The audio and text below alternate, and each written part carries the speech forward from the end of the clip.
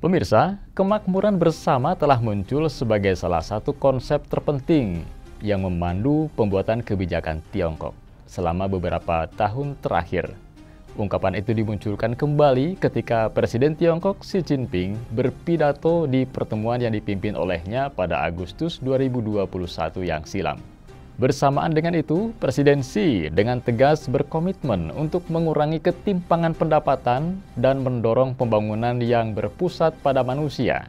Sejak itulah, para pengamat telah mempelajari pidato Presiden Xi tersebut untuk mencari petunjuk tentang implikasi kemakmuran bersama bagi politik, bisnis, dan masyarakat di Tiongkok. Lantas seperti apa kemakmuran bersama ala Presiden Xi tersebut? Dan bagaimana hasilnya di masa yang akan datang?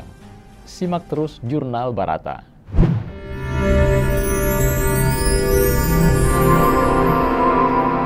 Jurnal Barata. Untuk diketahui, Presiden Tiongkok Xi Jinping pertama kali memperkenalkan konsep kemakmuran bersama pada pertemuan ke-10 Komite Pusat untuk Urusan Keuangan dan Ekonomi pada Agustus 2021 yang lalu. Pada pertemuan tersebut, Presiden Xi mengkaitkan kemakmuran bersama dengan meningkatkan pendapatan kelompok berpenghasilan rendah, mempromosikan keadilan, membuat pembangunan daerah lebih seimbang, dan menekankan pertumbuhan yang berpusat pada manusia. Hal ini juga termasuk bagian dari janji Presiden Xi untuk mengatur pendapatan yang terlalu tinggi secara wajar dan mendorong orang dan perusahaan yang berpenghasilan tinggi untuk kembali lebih banyak memberi kepada masyarakat.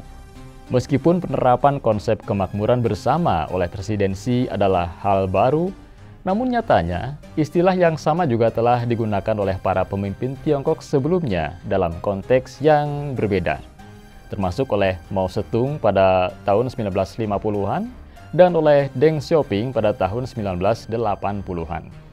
Untuk melanjutkan konsep tersebut, pada tahun 2017, Presiden Xi menyatakan bahwa Tiongkok telah memasuki era baru, menutup periode reformasi dan pembukaan yang ditentukan oleh reformasi berbasis pasar, internasionalisasi, dan pertumbuhan ekonomi yang cepat namun tidak seimbang.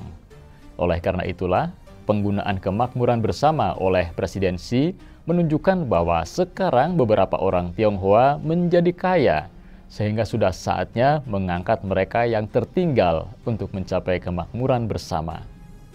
Itulah mengapa selain mengatasi ketimpangan pendapatan, kemakmuran bersama juga berusaha mengatasi penyakit sosial yang berasal dari kapitalisme dan pertumbuhan yang tidak terkendali.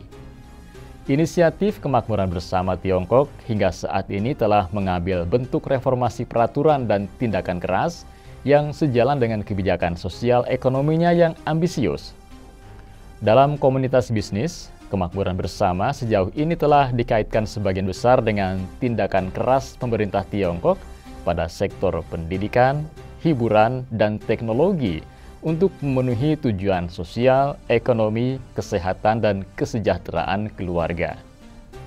Tindakan keras tersebut dan perombakan peraturan yang berkaitan dengan kemakmuran bersama meliputi sektor pendidikan swasta untuk keuntungan yang berlebihan, industri video game untuk kecanduan game di kalangan anak-anak, industri hiburan untuk konten yang tidak pantas, perusahaan teknologi untuk mengeksploitasi pekerja platform, dan perusahaan teknologi untuk penggunaan algoritma yang eksploitatif. Selain kampanye peraturan seperti ini, kebijakan kemakmuran bersama juga melibatkan investasi dan insentif untuk mengatasi masalah pembangunan dan kualitas hidup. Misalnya, pemerintah Tiongkok memulai kampanye revitalisasi pedesaan untuk memperbaiki kondisi di pedesaan, mendorong transfer industri ke daerah yang kurang berkembang, dan mengejar netralitas karbon. Kesamaan yang dimiliki oleh kampanye peraturan dan investasi adalah dorongan untuk memperbaiki masalah ekonomi, lingkungan, dan sosial yang berasal dari pertumbuhan ekonomi dan pemasaran yang berbahaya. Oleh karena itu, kampanye kemakmuran bersama di masa depan kemungkinan besar akan membahas masalah sosial ekonomi lainnya, seperti perawatan kesehatan dan juga perumahan.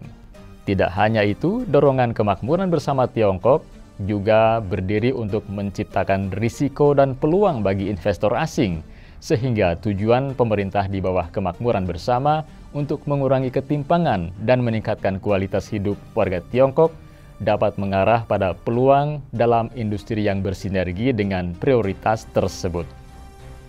Di samping itu, regulasi kemakmuran bersama untuk mengatasi masalah seperti pekerjaan rumah yang berlebihan, lembur yang tidak dibayar, dan kecanduan video game, sebagian merupakan upaya untuk meningkatkan kesehatan warga negara Tiongkok.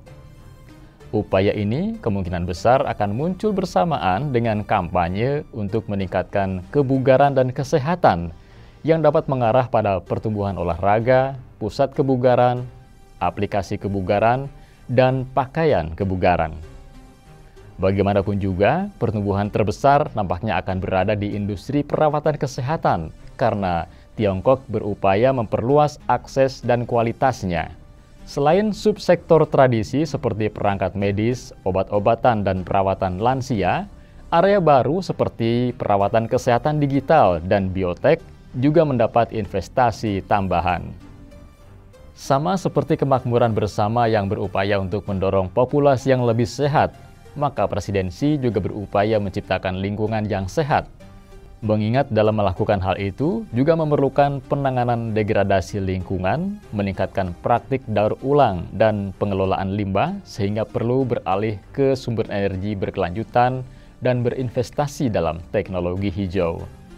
Ini juga berarti bahwa peraturan lingkungan, pajak, dan pelaporan tentang dampak lingkungan, sosial, dan tata kelola ditetapkan menjadi lebih ketat dan menuntut bisnis yang secara proaktif mengadopsi budaya keberlanjutan.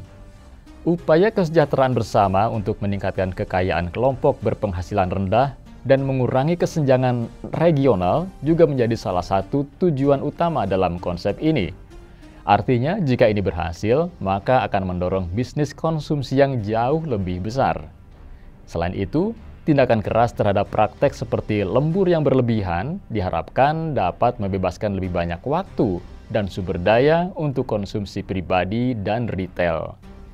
Misalnya di Zhejiang, salah satu provinsi terkaya di Tiongkok yang pernah mengumumkan rencana baru dalam meningkatkan pendapatan kelompok berpenghasilan rendah.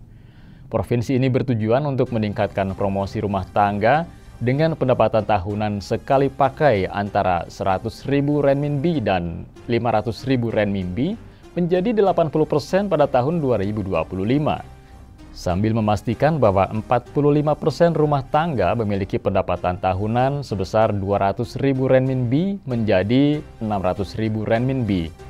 Setidaknya itu telah dibuktikan pada tahun 2021, di mana rata-rata pendapatan rumah tangga di Zhejiang mencapai 57.541 renminbi, belum termasuk sekitar 30 juta pekerja migran di provinsi tersebut.